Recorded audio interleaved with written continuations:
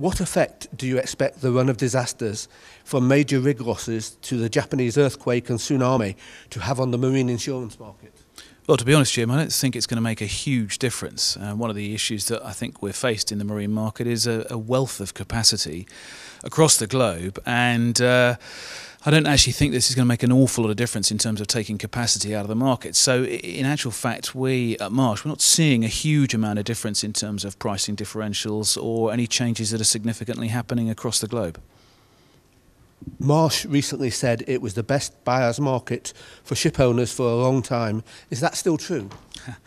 As you know, Jim, I was quoted in TradeWinds the day of the Japanese earthquake, and I think timing is everything, as they say. One of the caveats that I did actually say in there was, barring a natural disaster, we felt that it was a buyer's market. But you know, I think if you look at the average hull values and look at the amount of capacity, as I said earlier, across the globe, you know, we're looking at still lots and lots of opportunities for the right ship owners with good records to place business at prices that I think are some of the best that we've seen for quite a long time in terms of the client's opportunities. When do you expect the marine market will begin to turn? Well, Jim, if I could tell you that, I'd be a rich man. I think having a crystal ball and being able to work on that one is actually rather difficult. I think what we're going to start to see is underwriters are going to start looking at where they're placing their capacity, where they're putting their capacity, and if they're finding that the marine market isn't an area where they're actually gaining an awful lot of profitability, but they are in property, NatCat, natural catastrophe, property business, then perhaps we'll start to see that the marine market will harden. But to be honest with you, I think it's a way off.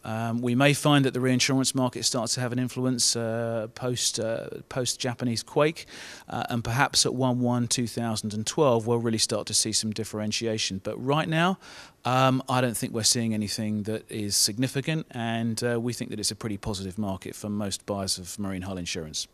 You said it's a way off. Is that years? Jim, I really can't tell you. I mean, you know, we had some clients over a couple of weeks ago, and I said to them, do you think this is a year when there's going to be a hurricane that hits the US coast?